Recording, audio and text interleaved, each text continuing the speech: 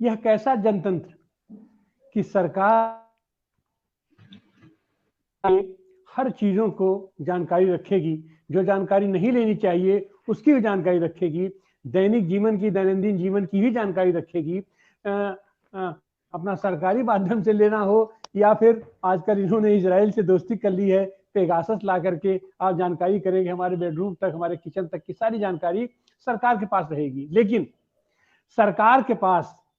सरकारी दल के पास कहां से आता है, उनका स्रोत क्या है, उसको जानने का हक जनता को नहीं है। ये मैं नहीं कह रहा हूं, ये कह रहे हैं हमारे अटॉर्नी जनरल सुप्रीम कोर्ट में, ये चुनाव आयोग के सामने वो अपना वक्तव्य देते हैं कि राजनीतिक दलों के पास उनके धन के स्रोत की जानकारी हासिल करने का अधिकार जनता को नहीं है।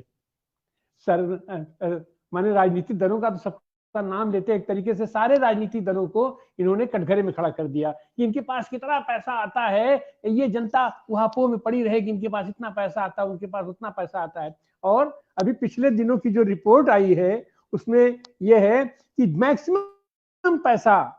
69% पैसा ये सब भारतीय जनता पार्टी के खाते में आया है। पिछले साल 8,829 करोड़ रुपया आया था, जिसमें 6,046 करोड़ रुपया केवल भारतीय जनता पार्टी के खाते में आया।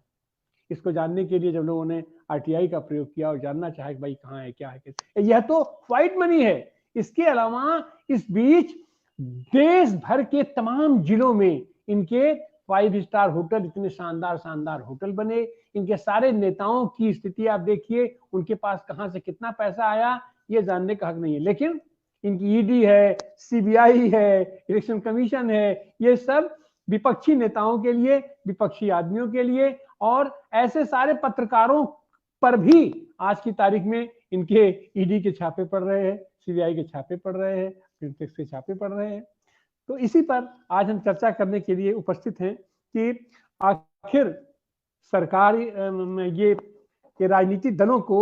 उनके आय का स्रोत, जो उनका चंदा आ रहा है, उस चंदे को जानने का अधिकार जनता को क्यों नहीं है या